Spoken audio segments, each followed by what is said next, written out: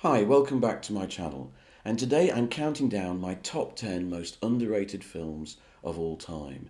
These are films that have touched me, moved me, fascinated me as much as any other film I've ever seen. But I never see them near the top of these best film of all time polls. They're not films that seem to get much praise or much recognition, and I think they deserve it. They are all films which appear in my list of the top 100 films of all time, a list that I'll give you a link to at the bottom. And they're all films that I've not talked about before on this channel, so that's an extra bonus. So I'm going to kick off with Peculiar by Richard Lester. Now, Richard Lester is best known for his Beatles movies, A Hard Day's Night and Help, and then later on for his Superman films. But in between, he made some really interesting movies that these days are completely ignored. And best of them, I think, and one of the best movies of the 1960s is Peculiar. This saw Dick Lester. Dick Lester came to Britain to make the Beatles movies, and he stayed in Britain, and that's where he made the majority of his films from that point onwards. But he went back to California to make this movie, and it's about a doctor, brilliantly played by George C. Scott, who gets involved with one of his patients, a kooky young woman, a sort of avatar of the new generation, played by Julie Christie.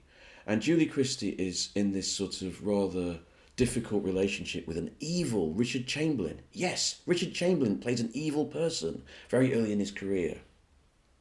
And he's quite abusive towards her. So she looks for solace to George C. Scott and they start a relationship. This is Lester's film about the truth behind the counterculture movement, the progressive movement of the 60s, and how it failed, seen through this one relationship.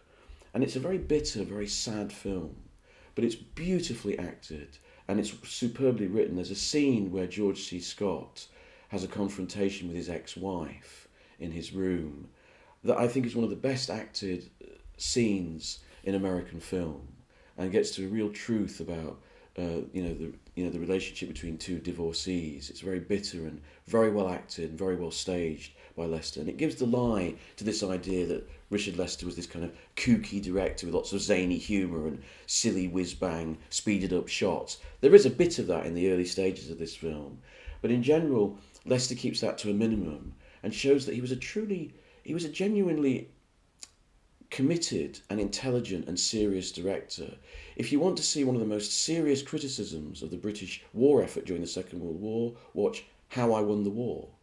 If you want to see one of the most brutally cynical films about nuclear war, watch The Bed-Sitting Room. If you want to see a very moving film that will make you cry, watch his Robin Hood film with Sean Connery and Audrey Hepburn, Robin and Marion, which still makes me cry all these years later. He was a very serious director who I think wasn't properly understood and is now completely misunderstood. If you watch this film, I think you'll be surprised. One of the great films of the 60s. Another great film of the 60s that's kind of fallen out of fashion is Accident. And so has its director Joseph Losey, another American who left America, this time because he fell foul of the HUAC committee and the anti-communist lobby. So he came to Britain and he became an honorary Brit. And he made lots of films in Britain and sort of adapted Britain, not just as his home, but also as his style. He became a European director.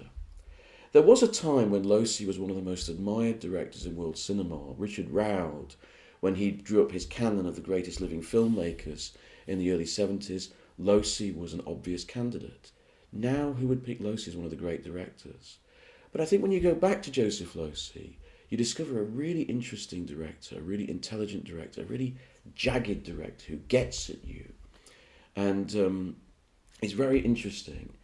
I still think his trilogy of films that he made with Harold Pinter as screenwriter in Britain, The Servant, Accident and The Go-Between, is at the very height of British cinema. This is the middle film.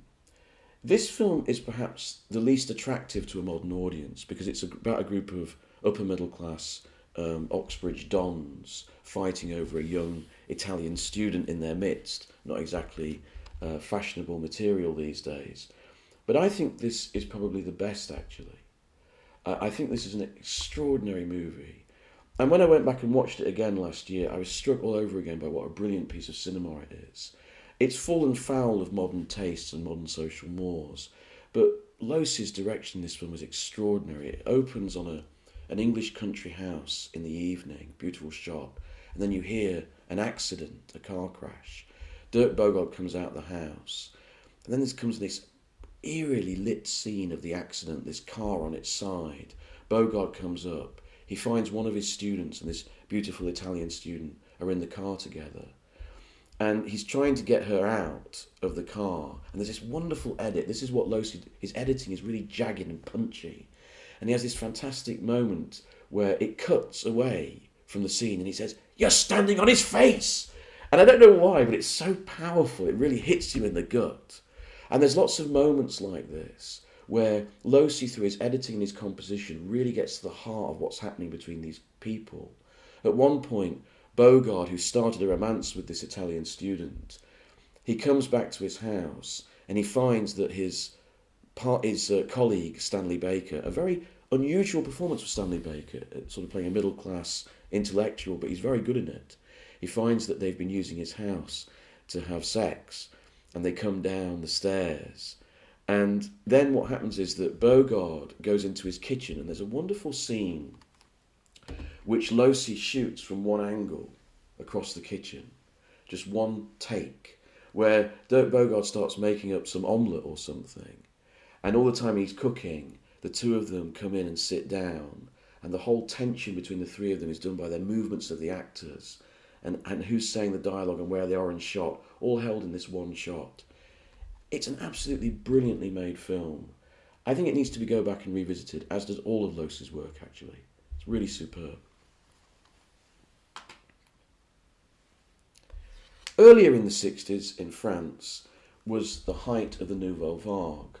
But Jean-Pierre Melville was really a maverick who had already started making films in the late 40s and didn't really fit into the Nouvelle Vague, though they saw him as something of a mascot. Melville is best known for his gangster films like Le Samouraï with Alain Delon and Bob Le Flambeur and Le Flic and Le Doulou and all this sort of stuff. And that's what he's most famous for. I would gently suggest that his best films are his Resistance trilogy. Melville actually fought in the French Resistance, and he made 3 films about it. Le Silence de la Mer, which came out in the 40s, which I still think is one of the most underrated French films, a very important French film. Then he made this film, and then he made, in the late 60s, L'Homme et des Ombres, the most straightforward portrait of the Renaissance, the Resistance, but actually really striking piece of wartime drama. It's superb. But I think this film is the best. And this is an extraordinary film. In the middle of the Nouvelle Vague, Melville took 2 of its stars, Jean-Paul Belmondo from Breathless and Emmanuel Riva from Hiroshima Mon Amour, and he put them together in this drama set during the occupation. Riva plays a woman who is a staunch communist and atheist, and a local priest comes, this young man, and she decides to taunt him and to set herself up against him, but in doing so she falls in love with him, and by the end of the film has almost come round to his faith. I don't really want to say much more than that. It's a film best experienced, but I can't tell you the ending of this film I find absolutely shattering. And Riva just sort of walks away, this kind of broken, wounded animal. Everything she's believed in, everything, her faith, her romance is dead.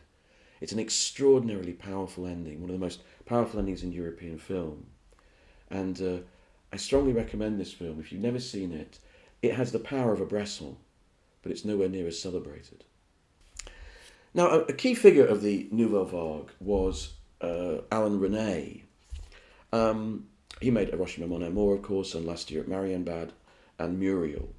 My favourite of his films is Providence. Now, this is an extraordinary film.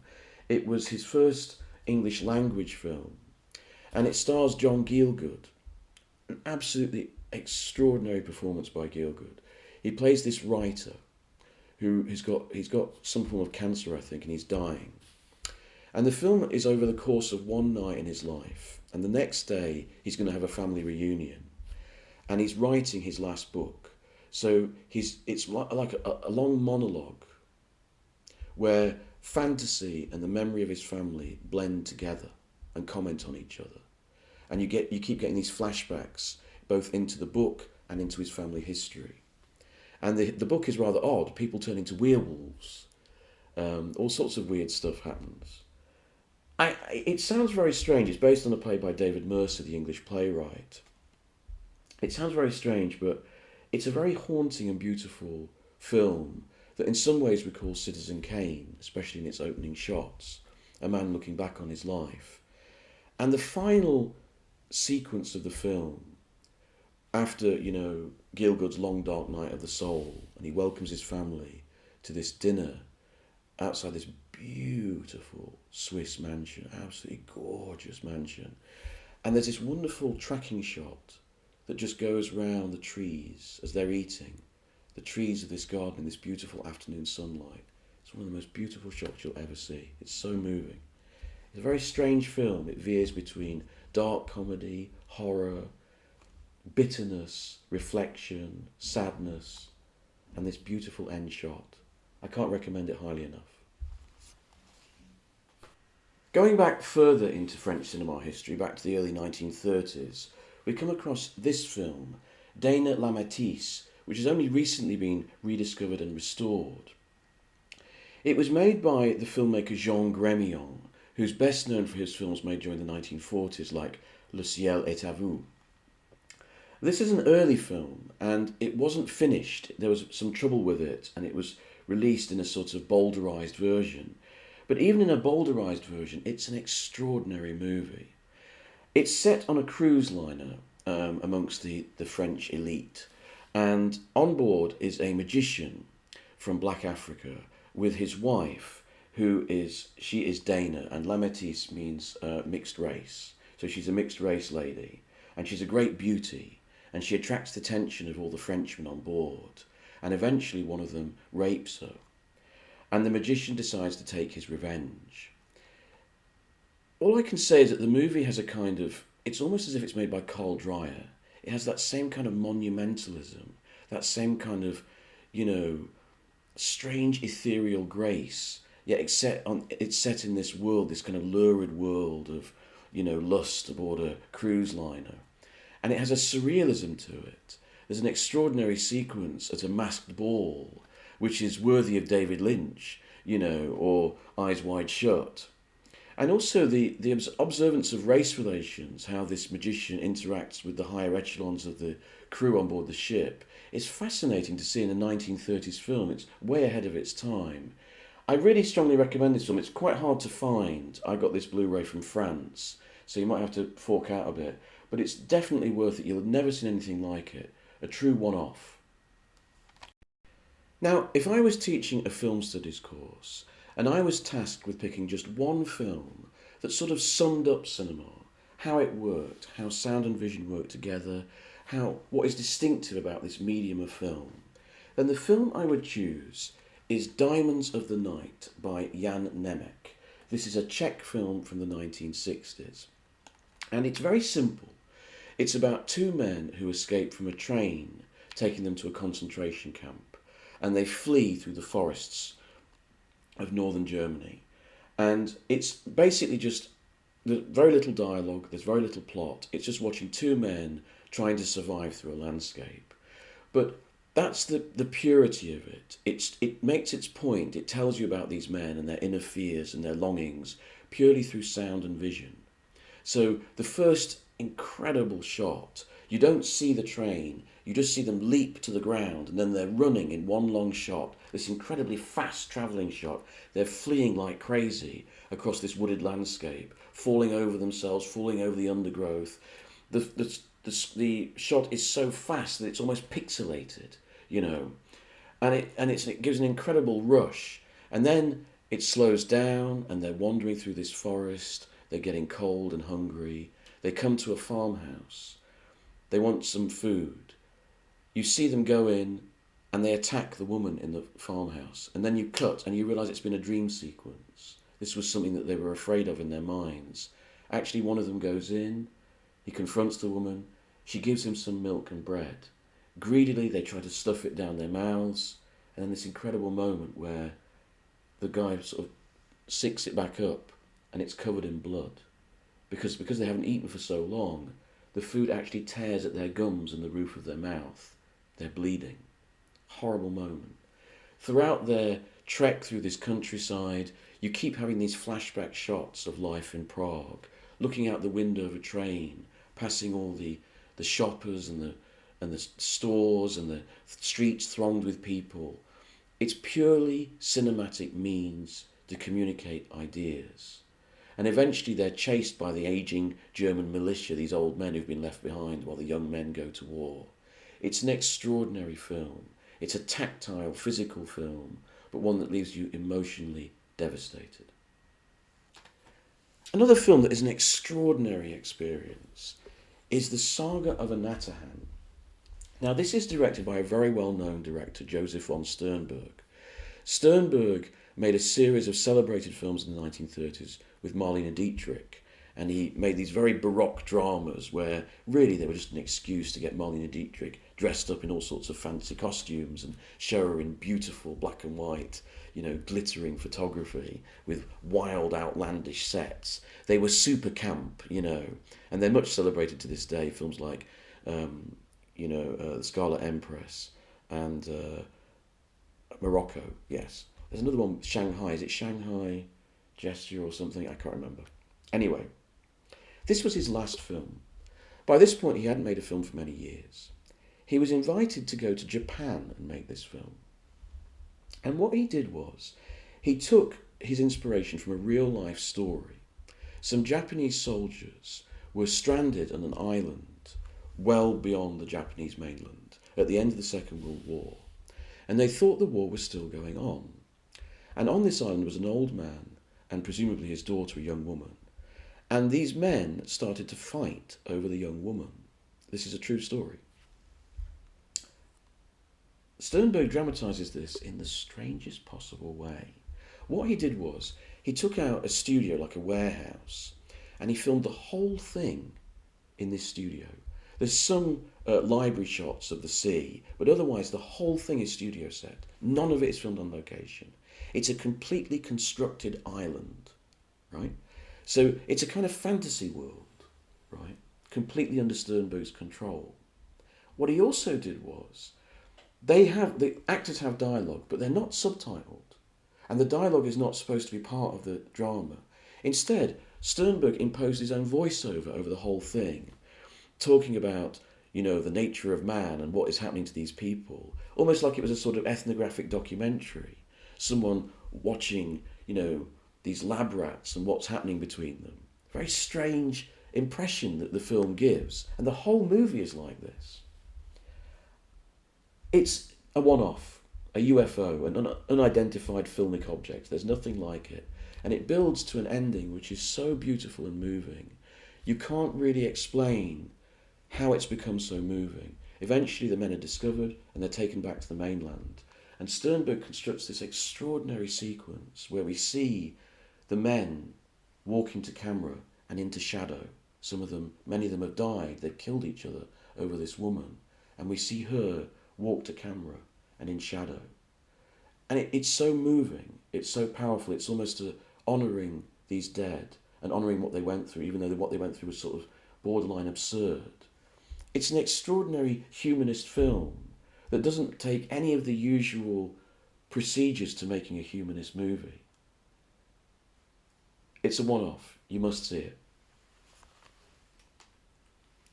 Another one-off is Quemada, or Burn, as it's known in English territories. Quemada is a film made by Gillo Pontecorvo, who's best known for The Battle of Algiers, an absolutely wonderful film. But I prefer this, and I think this is a very, very underrated movie. Pontecorvo is like a political Sergio Leone. He has all the virtues of Sergio Leone. He has a great sense of film craft, of instinctive cinema, brilliant use of music. He also uses Ennio Morricone, and Morricone's score for this film is sensational. If you haven't heard it, you've missed out on some of the best of Ennio Morricone. It's a fantastic score. And like Leone, he's interested in these kind of rich, visual panoramas. He doesn't make political films that are kind of serious. Well, they're serious, but they're not, formal and full of dialogue and full of explanation. He's more interested in cinema and impact and emotion and power, right? So it's like this is an action movie. That's what it is. But it has a very strong political core. What it's looking at is it was originally going to be set on a Caribbean island taken over by the Spanish, but the Spanish government objected, so it was changed to the Portuguese. Poor old Portugal. Anyway, so it's set on this Caribbean island where the Portuguese are in charge and the black people are enslaved, right? And an English agent, brilliantly played by Marlon Brando, one of his greatest performances, comes along and he's been sent in by the British to disrupt the island. So what he does is he manufactures a revolution, an uprising of the black population, with the idea that then Britain can come in, take over the island, and, exploit it. And that's what it's about. The political writer Edward Said said that this was one of the best, or the best, examinations of how colonialism and imperialism work. And it really is. It's a superb film. It works as a very enjoyable saga, but also it makes its point brilliantly. And it shows how Brando, though he's supposed to be this really intelligent manipulator, is actually ruined and degraded by what he's doing. It's an extraordinary movie. This is the full Italian version, which is the best version of the film. Unfortunately, you only have the Italian dialogue, so you miss Marlon Brando's fantastic voice. And he does do quite a good English accent, actually, which is a shame, but that is the recommended version. Brando is also part of this next film I'm going to pick, The Missouri Breaks.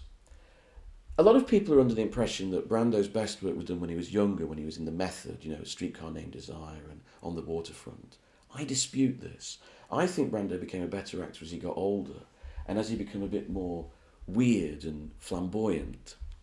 This film is a Western directed by Arthur Penn, who was a major American director in the 60s and 70s, most famous for Bonnie and Clyde. And this film was regarded by many critics at the time as being a failure. I think they got it really, really wrong.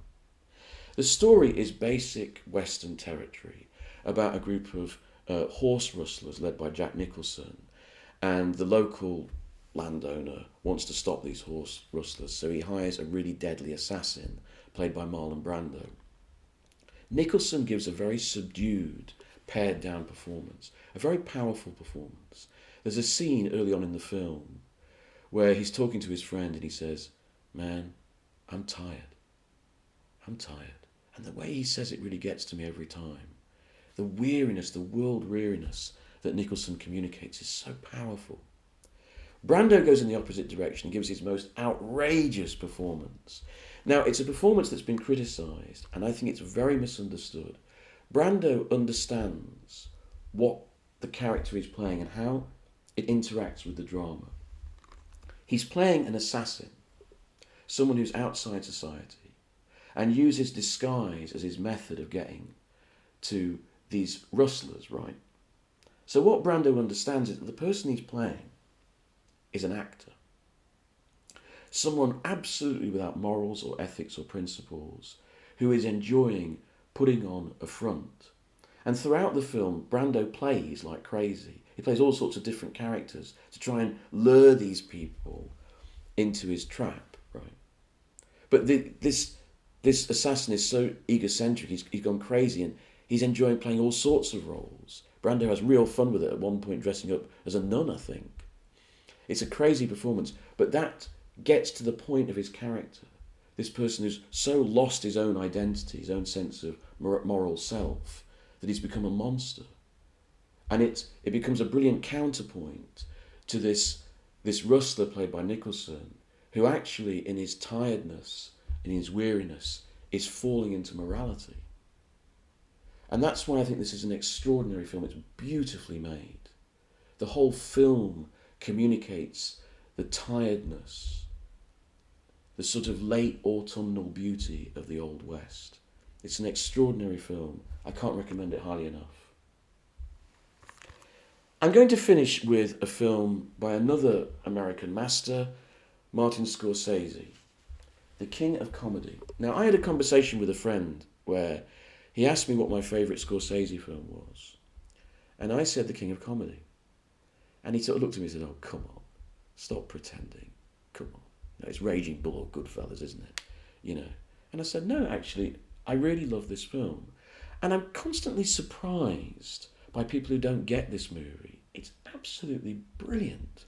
I remember reading that there was a biographer of Scorsese, Vincent Labrutto, I think his name was, who said this was an abject failure. What? It's an absolute masterpiece. Sergio Leone commented to Scorsese that it was his most mature film, and I think he was right. I do think that there is a case for saying that the film is more De Niro's work than Scorsese. In conversation, Scorsese has often said that some of his films were more Paul Schrader or Robert De Niro than they were him. He made them because the other guys wanted to make those projects, so that Taxi Driver is more Paul Schrader. And I think this is more Robert De Niro. De Niro wanted to do this. And I think he's more the auteur of the film. He plays Rupert Pupkin, a kind of loser nerd who wants to be a comedian, and he's completely the wrong person to be a comedian. And in the end, what he does is he adores this chat show host played brilliantly by Jerry Lewis, best thing Jerry Lewis ever did, and he kidnaps him to try and force him to get a slot on this show. There's also a very funny performance by is it Sandra Bernard, who is a New York comedian, and she plays his sort of ally stroke girlfriend. She's absolutely brilliant in it. I love the scene where they've strapped Jerry Lewis up. They've got him trapped in Rupert Pupkin's apartment, and Sandra Bernard is knitting a jumper for him, and they're looking at. He says, "Isn't that a nice jumper?" And, Robert De Niro's going. "Yeah." I love that scene. I also love the scene when they barge into Jerry Lewis's home without invitation, and Jerry Lewis comes back in his golfing gear. You'll know the scene. I mean, if you've seen the film. I think this is a film that gets funnier, and it gets more incisive, more uncomfortably accurate about our celebrity culture and the decline of our society every time I watch it. I think it's a masterpiece. Give it a try. If you're a Scorsese fan who turned their nose up at it first time, watch it again. It's a film very close to my heart. I worship it. I made a bit of a rod for my own back doing this video, actually, because when I came to listing what I was going to choose to talk about, there was another dozen films I could have mentioned. So if you've enjoyed this video, let me know below, and I'll talk about the other films on my top 100 list that I think rank amongst the most underrated. I've enjoyed putting this list together, but I'd love to hear what you think of the most underrated films. And if you like my content, please like and subscribe.